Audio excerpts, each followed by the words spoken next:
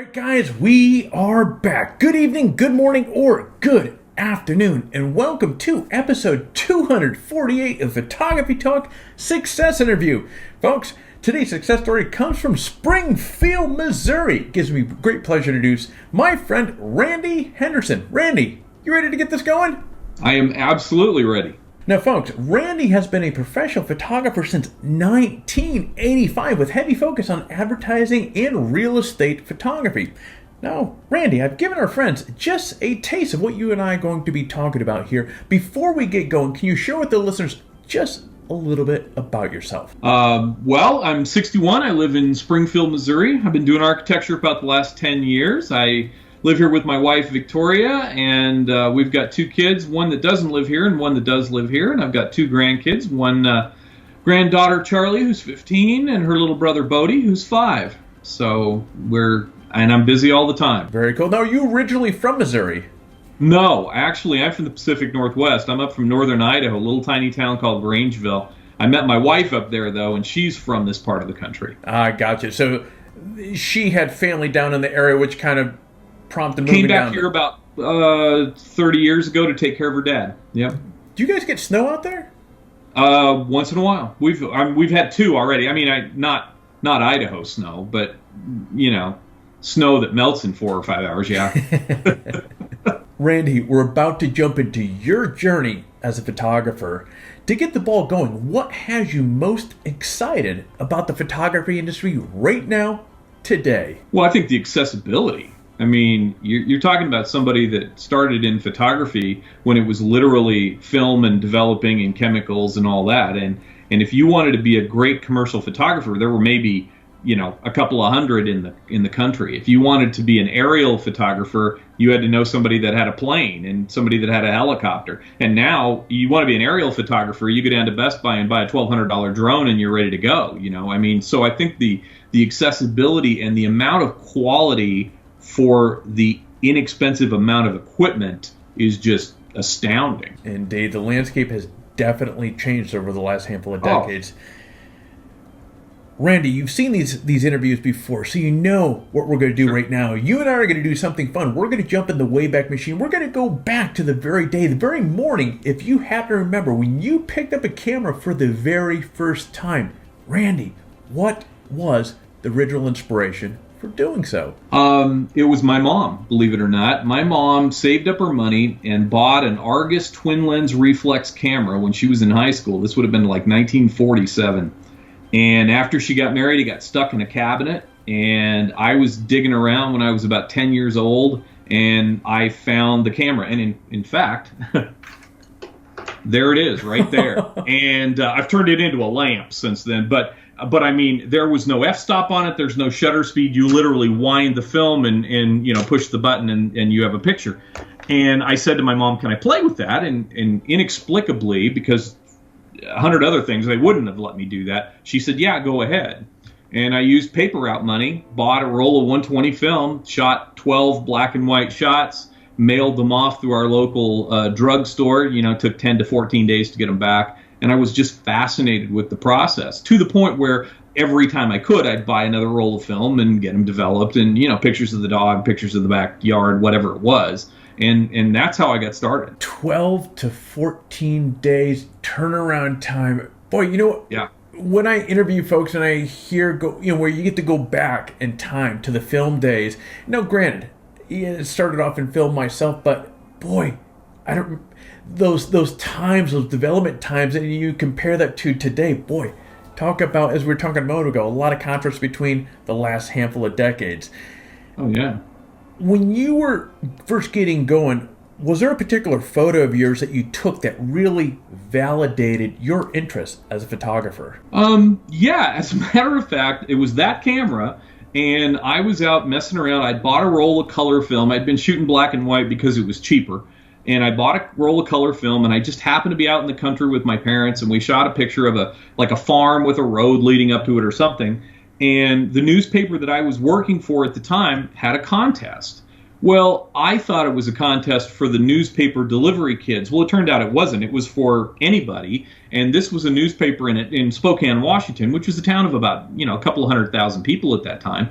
And so I printed this picture that I took and I mailed it into them. They had about 400 entries and I won second place, which shocked me. I was all of about, 13, 14 years old.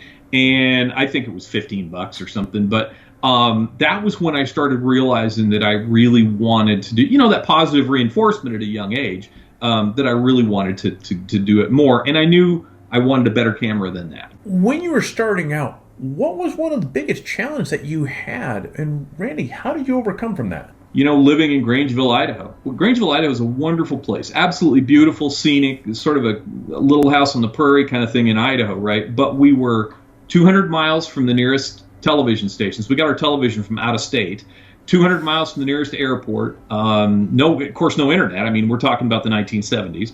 And I didn't know anything about a world, 100 miles outside my front door. And they had 2 books in the library on photography. And they had little cards in the front back then. You'd sign them and put your phone number down. Well, if you'd look at those cards, it'd be my name all the way down those books every single time. And one of them was about f-stop and shutter speed and all that, but this camera doesn't have any of that. So it was really difficult for me. And the way I overcame it was when I got into high school, my parents decided to get me braces. And we had to drive 80 miles to Lewiston, Idaho, which was a bigger town, 40,000-ish, to change those braces every 3 weeks. Well, they had a place downtown called Kling's. It was a big bookstore, stationery store, pretty fancy, pretty high-end. My mom didn't go in there very often. But I'd talk my mom into going downtown, and I'd go in there, and she'd say, well, I'm going to go down to Penny's, and I'd say, okay, well, I'm going to stay here. And as soon as she'd leave, I'd run back to the photo section because they had all kinds of photo books. I mean, they had Stieglitz and all the big photographers back there, and I'd pour through those, and I'd pour through the technical books as much as I could. Couldn't afford to buy any of them. I mean, they were $30, $40 even back then. But I'd just get as much information as I possibly could before she'd come back and haul me out. So, what do you enjoy photographing the most? I think architecture, and I know that's a cop-out because that's what I do now, but really the commercial photography that I did when I went to photo school was setting up, large kitchen displays and photographing for magazines and that kind of thing, photographing cars on backgrounds and stuff. And what I do now with architecture is very similar to that. I did a lot of wedding and portrait stuff in the middle, but I got married in my front yard, and so I was not really tuned into the whole idea of photographing the 4th bridesmaid with the 5th groomsman and all that. It just wasn't my thing, and there were so many things that could go wrong. Somebody didn't smile, babies were crying, it rained, whatever. Architecture is a very controlled environment to a degree, and I just really enjoy the amount of control that I have with that. Tell us about something with your photography that, Randy, nobody knows about. Well, something nobody knows about now is that I started out in commercial school shooting with a 4x5 view camera, giant sheets of film that you put into the back of the camera. It looked like something from 150 years ago. I literally did put the cloth over my head and all that. And that's how commercial photography was shot now. But you think about the fact that, I don't know how old you are, but I mean, kids under 22, 21 years old, there's a pretty good chance they've never shot a piece of film in their life. I mean, as hard as that is to believe. So I don't think anybody knows that about me. It's kind of, I told somebody one time, it was kind of like being born 30 years into an age of wagons, and then all of a sudden cars come out, and I have to forget everything that I know about that, and I have to learn everything about this, and the rest of that is just out the window. So that's, I would say that. What has been your proudest moment as a photographer? I think when the business took off. I moved out here with my wife in this commercial photography degree, and I thought, I'm just going to set the world on fire. Bass Pro is centered here in Springfield, and there's commercial photography out here. They do their catalogs out here, and I couldn't find any work. It was pretty cliquey. It was pretty closed, and I ended up working in a 1-hour photo lab. I ended up working at a Silver Dollar City, which is an amusement park down here, as a tintype photographer. I mean, it was fairly humbling. And when the business took off, when the realtors all of a sudden, I became a realtor just to find something to do, just to have some money. And when the realtors started expressing an interest in better photography, I started this business, and it took off to a degree that I was having a hard time imagining. And I would look around at night and think, how in the world did I get here? Because I went from photographing, 10 or 15 houses in a year to photographing 1,100 houses in a year. I'm going to ask a very specific question here. I'm looking for a very specific answer. So if you would, tell us about a time in your photographic journey where, Randy, you failed at something. Take us ground level. What's going through your head during that moment? And more importantly, how did you get up and pivot from that moment? When I first moved to Springfield, like I said, I literally couldn't find any work, and we had 2 kids that were, in school age, and of course that's always expensive. My wife fortunately worked for a university and did real well, but I went to work for a 1-hour photo lab, and I'm sitting there mopping the floor of a 1-hour photo lab at 7:00 at night, thinking to myself, what in the world am I doing? But I just kept myself in it. I would put out ads on Craigslist for people that couldn't afford anybody else to do senior portraits or weddings or whatever it was. I worked in that 1-hour I worked in the amusement park for a year, and I just kind of kept at it. And then even after I became a realtor, I'd go out on the weekends and I'd shoot weddings and portraits and different things. And then the perfect storm came along. So those first few years were pretty tough. But during that time, can you share was there a particular event? I'm looking for the pin, the tip of the pin right here of something that you failed at, not over kind of a global sense of a struggle question, but a time during this period, or fast forward, where you specifically failed at something and you had to overcome out of that. Can you give us an example?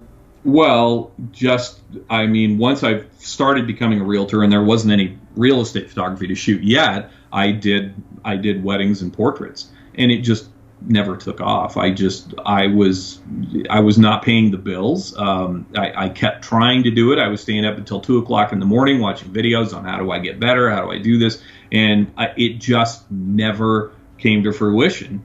And I pretty much had resigned myself to the idea that I was going to be a realtor that had a real fun hobby that I was paying off student loans on as a photographer. What was that pivoting moment where things finally, all your efforts during that time frame of just pushing,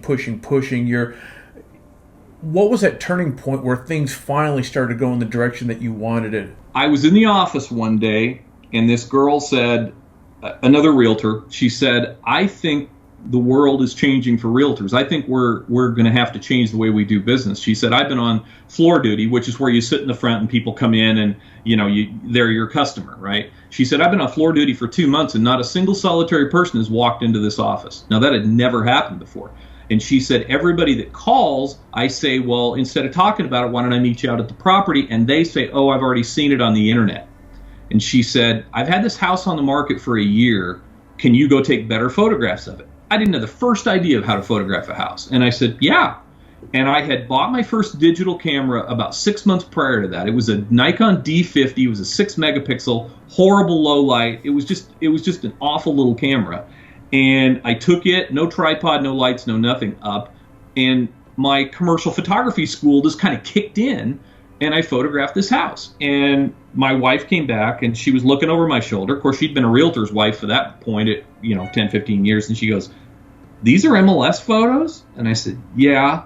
And she goes, this looks like a commercial photo shoot. It doesn't look like, it looks like Architectural Digest. And I said, yeah, I know. That's how I was trained to shoot.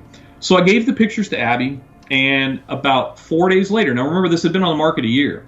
4 days later, she called me and she said, you're not going to believe this. A guy from New Jersey just sent us $10,000 of non-refundable earnest money to hold this house long enough for him to come down and buy it. And that's when the light went off, and I said, I can do this. I can make this happen. And I just started shooting, and it started slow, which is good because I didn't know what I was doing.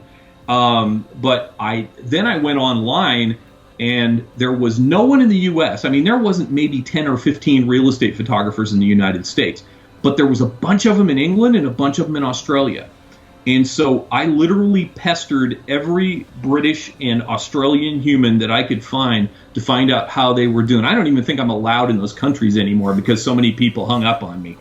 But I got a little bit from one person and a little bit from another, and all of a sudden the business just started picking up. And at some point I had to go to the broker or the real estate office and say, look, I'm officially not selling real estate anymore. Randy, we all have weaknesses. What is yours relating to photography? At this point, it's probably that I don't sit down and appreciate what I do anymore. When I first started doing this, and I was doing maybe, I don't know, 2 a day or 5 a week or something, if I had a good one, if the light was right and I did it, I'd go, oh my gosh, you're really an awesome guy, Randy. And I'd pat myself on the back and I'd drag my wife in and I'd show her the pictures. At this point, I'm shooting, well, last year, even with COVID, I shot 1,141 houses. Wow. And when you're doing that, you're sitting down at 7 o'clock at night and you have a really good one come across and you go, oh yeah, that's really awesome. And you put it in a file and you send it out and you've forgotten about it 24 hours later. And sometimes I get mad at myself because I should be tagging some of the good ones and refreshing my website, which I'm not good at, as good as I should be. And so I think that's the biggest thing is I don't appreciate what I do enough, I don't think anymore, because I have to do so much. All right, finding the time to get out there and shoot is a big challenge by many. Randy, how do you get out there behind your camera and have time for yourself? You know, that's a good question. I shoot so much architecture that I won't say I'll ever be burned out on photography, but you do get to the point where you probably don't want to get up and pick up a camera again. And my photographs of my grandchildren have suffered from that. But my wife and I are taking a trip to Egypt, actually, in November, COVID willing. And so I've got this little Sony that I picked up a couple of years ago. It's an RX100V, an excellent little camera. And I've been taking it out and shooting landscapes on the weekend because I want it to be second nature to me when I get there. I don't want to be messing with dials and stuff when I'm in Egypt.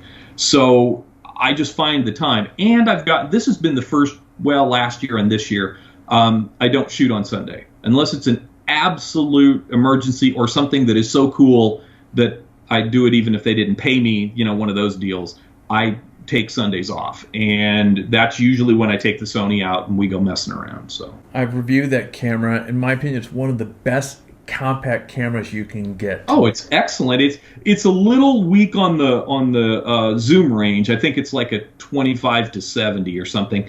The new one is like a 25 to 200, but I about got divorced over paying for that one, so I don't think I'd probably better buy the new one. So.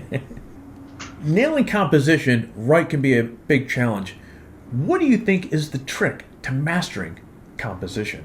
That's a good question. And the answer is you need to learn to see in 2 dimensions. Now, I've got a door right over here that goes outside. And I go out every day to shoot. And my neighbor over here, about 150 feet away, has a phone pole right in my line of vision when I walk out that door. Well, I never walk out the door and think to myself, oh my gosh, I'm going to hit that phone pole, because I have 2 eyes and I can judge distance and I recognize that it's 100 feet away. So what happens when you do that your whole life is your brain has a tendency to erase all that stuff. And so if somebody were to say to me, is there a phone pole when you walk out the door? You're probably going to go, I don't know. Even though you've seen it every single day. Composition starts with you turning that off inside your head, because what happens is you're a great wedding photographer. You take a picture of a bride. You think, oh, these are going to be killer. And then the prints come back and guess what? Phone pole right out of the back of her head. Your brain turned it off, didn't even show it to you. You never saw it. You need to... Composition is all about seeing a 3-dimensional world in 2 dimensions, like a photograph. And once you turn that on, you can't turn it back off again. And you say, oh, that's a cool shot. And the people behind you are going, what? What are you talking about? So that's one guy's opinion anyway. Many photographers out there are trying to get started, and while they don't have the money to get the camera gear that they want, what advice can you give to these people? Well, it's a whole lot easier now than it was when I started. I mean, I looked on the web last night. I was looking at Nikon stuff, and they had I think it was a D3500 with a lens. It was a kit lens. I don't think it was a fancy lens. I think it was probably like a 25 to 120 or something, f5.6 or something, f4 to 5.6. $500. for the kit.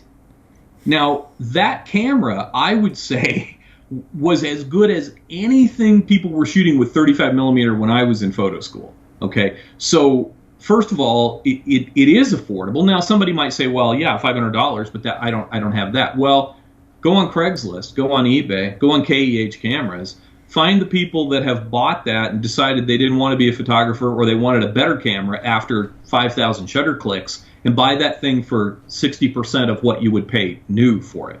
The important thing is just to get out there and shoot. It doesn't matter whether you got the most expensive lens in the world or you went to a pawn shop and bought something. It doesn't have to be expensive. When I went to photo school, my professor told me the first thing was, he said, if you're a great photographer, you can take a great photograph with a shoebox with a pinhole punched in the end of it. And to prove his point, that's what we did for 2 weeks. We put 4x5 pieces of film into the back of a shoebox, punched a hole in the other end, and went out and took pictures.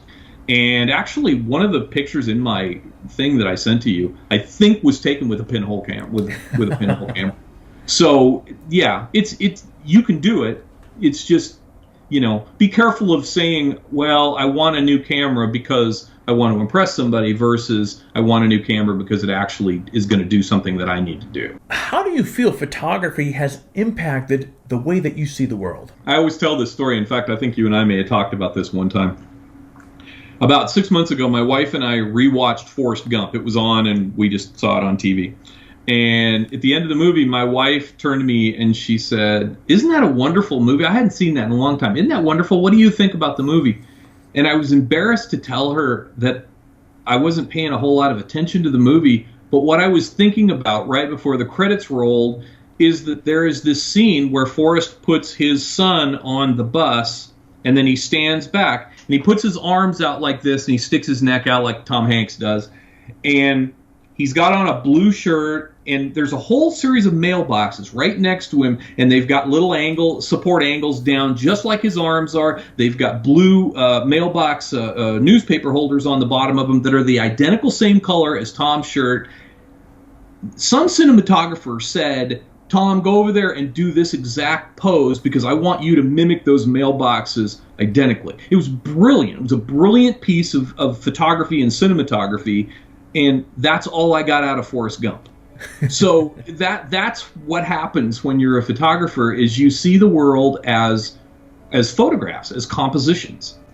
So there you go. Now everybody's going to be looking for the Forrest Gump scene. I was going to say that everybody that's watching this is probably either going to pause this, or once they're done watching this, they're going to jump over to Netflix or wherever they watch their movies, and they're going to fast forward to that scene to see what you're talking about. Well, and every movie is like that. I mean, if you watch most movies, you will see one of the most visually stunning movies that I've ever seen is a French film called Amélie. If you get a chance, see it. It's you have to read the subtitles, but it is visually probably one of the most beautiful photographed movies ever made, and that kind of stuff is all the time. Everything in the picture is green except she's wearing a red hat or something like that, and it's hard for me to watch the movie and read the subtitles at the same time because I just want to.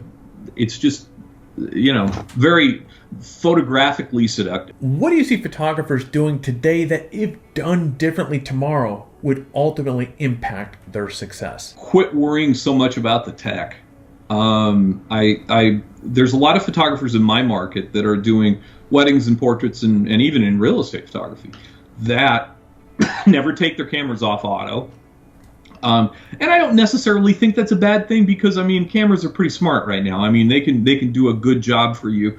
But all of this digital photography is based originally on film photography. And I've always said, if I was ever going to teach a high school class photography, like literally this is how you turn the camera on, we're going to go from there, I would teach it as a film class, not a digital class, because I think if you learn how to do film photography, then the switch to digital is nothing. You can do it in a couple hours.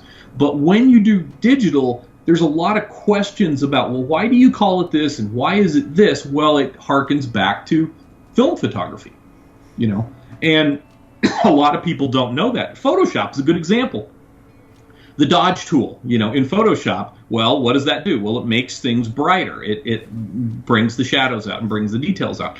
The symbol for that looks like a lollipop. It's a stick with a circle on the end of it. What people don't know is back in the day when we had dark rooms, what you would do is while you were exposing light onto those prints, you made a thing out of a coat hanger with a piece of cardboard, a circle of cardboard on the end of it, and you'd stick it in there and you'd block out some of the light in some of the places on that image so that most of the image was getting 12 seconds of exposure, but maybe that part in the middle was getting 5, and that's how you lightened the face up in the pictures. No one has any idea that in Photoshop is a dodge tool. So, yeah, I think you need to go back and go old school. Yeah. To get your creative eye focused, where do you draw your inspiration from? I think really I draw a lot of it from other photographers. And I'll tell you something that I do, and I've done this all my life. If I have a really good day and I have a really good set and the photographs are just great, I take about 15 minutes to pat myself on the back and talk about what a wonderful human being I am. Then I go on Flickr. And I go to the web. For those of that don't know, it's a photo storage place where people from all over the world share their images. And I go to the real estate photography website for Flickr, and I look at the first 50 new things that come up. And then I'm sufficiently beaten down because there's some fantastic stuff on there. Stuff that's better than I'll probably ever be, right? But then the next morning, I don't wake up with the attitude of, well, great photographer, going to go out and shoot again. I wake up with the attitude of, well, there are other people out there better than I am, so I need to take better photographs on Thursday than I took on Wednesday.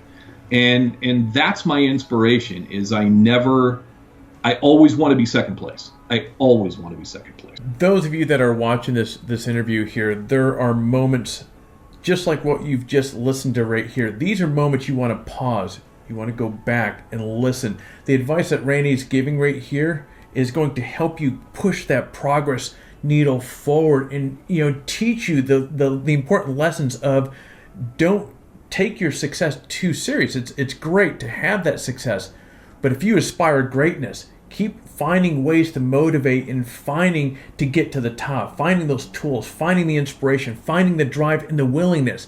Randy, great advice. Thanks. What is the best related or best photography related tip that you can share with our listeners? Always learn. I learned Photoshop in 2012 from Deke McClellan. It was CS2, so that tells you how long ago that was.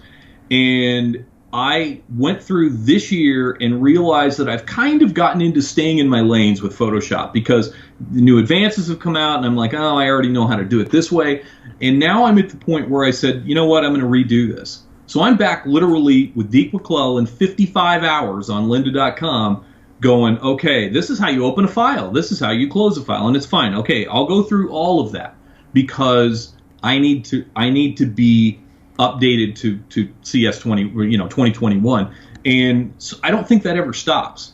I've always hoped that if I were to collapse in somebody's front yard on a Wednesday with my camera around my neck, I would have been a better photographer had I survived to Thursday.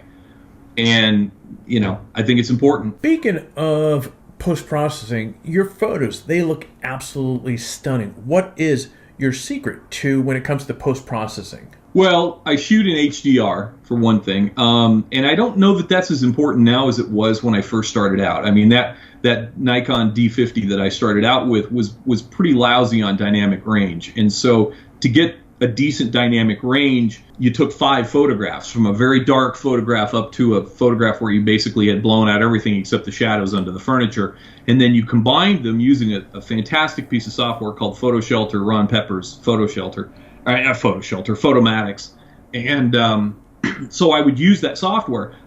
Since now I'm shooting Nikon D750s, the dynamic range is much better, so I'm down to like 3 images. But that's part of my secret, is to photograph with 3 images. I also use flashes, and one of those images incorporates off-camera flash. I use some Godox 200-watt flashes. So I white balance everything. I mean, I do it like I was doing it for $1 million client. I don't just do it like it's a, $200,000 house. What does that workflow look like? From you take the memory card out of your camera, what does that workflow look like from start to finish? I take the cards out and put them in, and I shoot RAW, and so I basically download them all to the computer, and then I go through and I correct the white balance in every single one. Now, as you know, RAW files don't have an inherent locked white balance, which is fantastic because I can just set the white balance in the camera on auto, and every once in a while I'll take a bathroom picture and I'll look at it and it'll be buttercup yellow, and I'll think, well, that's completely wrong, but I don't care because I can fix it when I get home. I mean, you aren't just correcting the color, you are literally changing the white balance as if you were changing it in camera.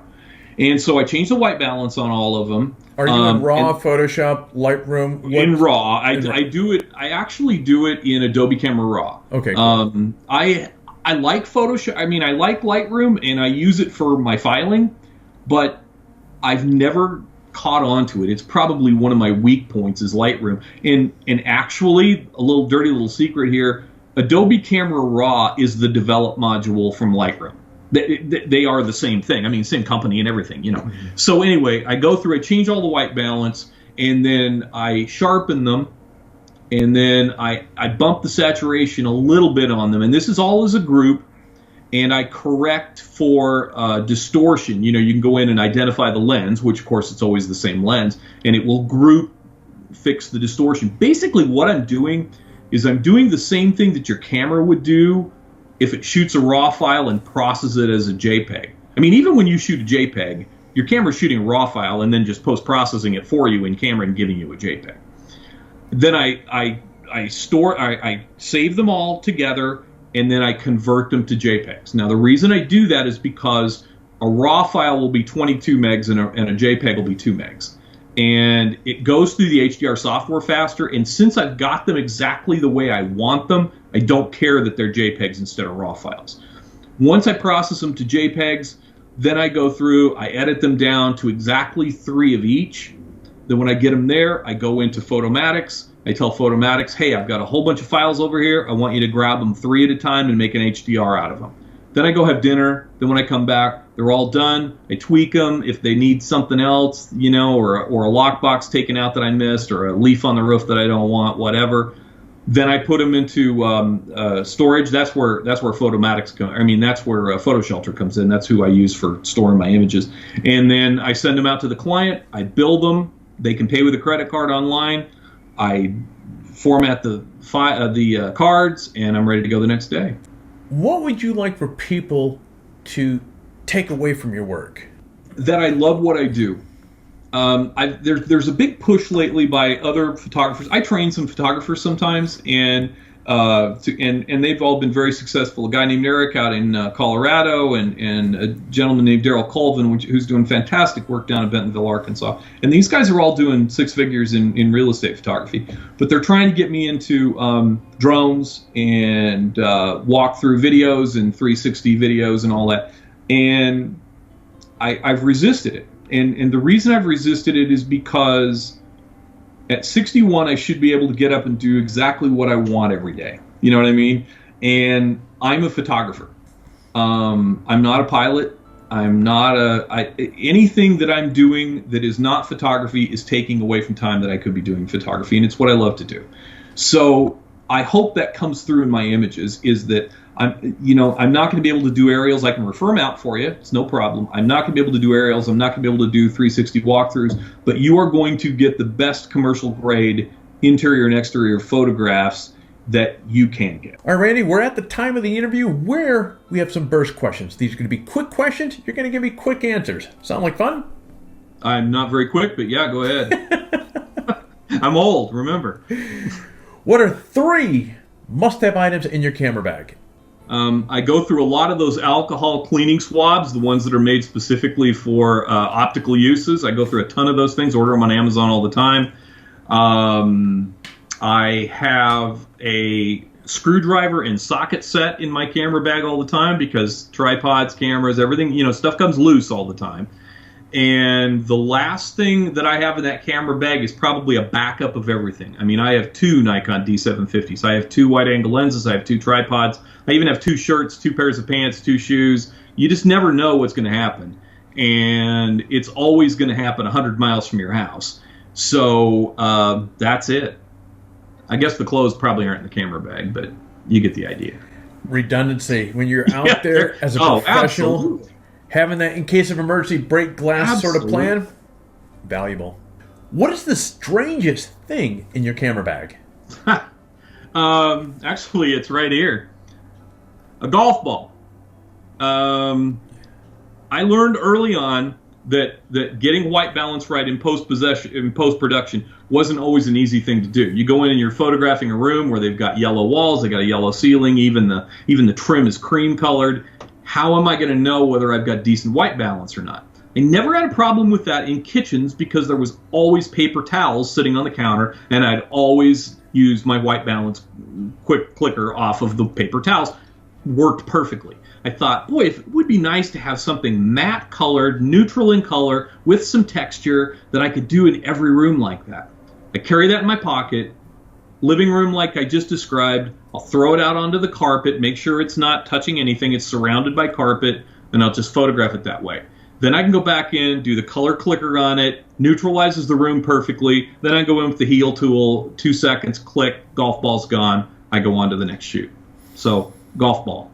Do you play golf? I don't.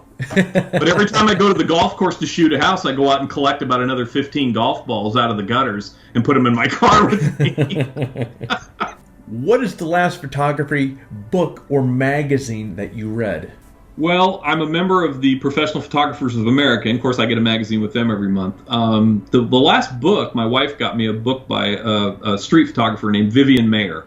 And I'm going through that right now. It's kind of a long slog because it goes into a lot of detail. Which photographer, living or dead, do you admire the most? Right now I'm going to go back and say Vivian Mayer. For anybody that's in the audience that hasn't done this, even if you've got a minor interest in photography, go out and see a documentary called Finding Vivian Mayer. She is probably one of the most important street photographers of the last 50 years, right up there with Frank. Robert Frank, and some of these other ones. I mean, and just an interesting, phenomenal life. In fact, I am very fortunate to own 2 original Vivian Mayer prints from her original negatives, and she passed away here about 15 years ago. But phenomenal street photographer.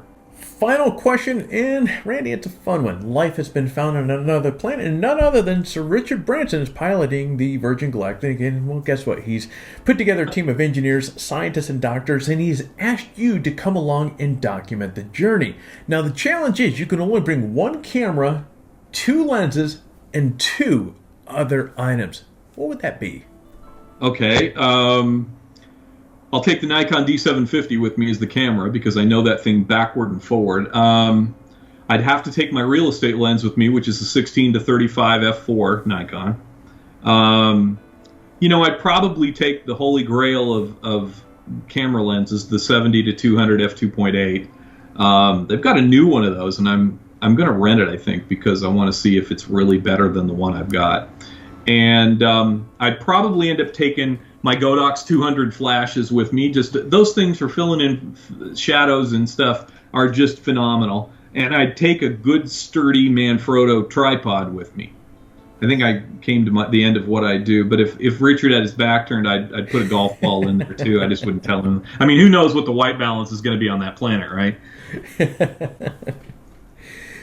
Randy, what an amazing journey you've had, my friend.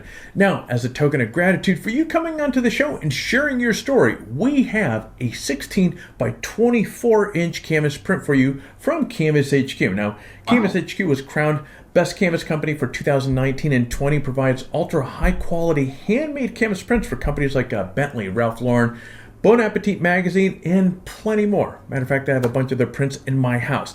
So, you have a free print coming over to you. Do you know what photo you're going to use for this print? That is fantastic. Thank you. No, I defer those decisions to my wife. We've got plenty of pictures of the grandkids, and I'm sure she'd love to see one like that. So I'll talk it over with the boss and find out what we're going to do. All right, buddy. Before we part ways, can you share with our listeners one final piece of advice, also where they can find you on the web? Then we'll say goodbye. Sure. And I think I said it before. I don't know how many different ways to say it, but never quit learning. I mean, photography is going to, I've been doing it since I was 10. I'm 61. I don't know how much longer I've got, but I guarantee you I will not have learned it all by the time I'm off this planet.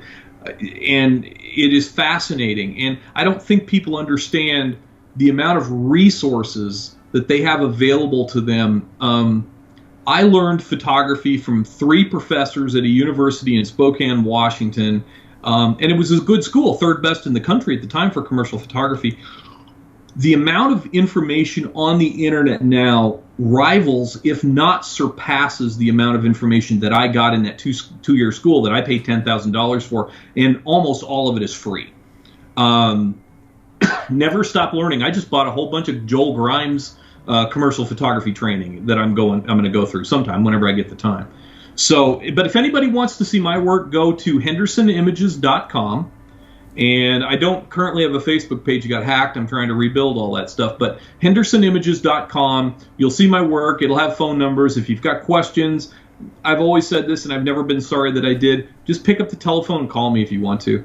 2 people did, and now they're doing real estate photography in other parts of the country.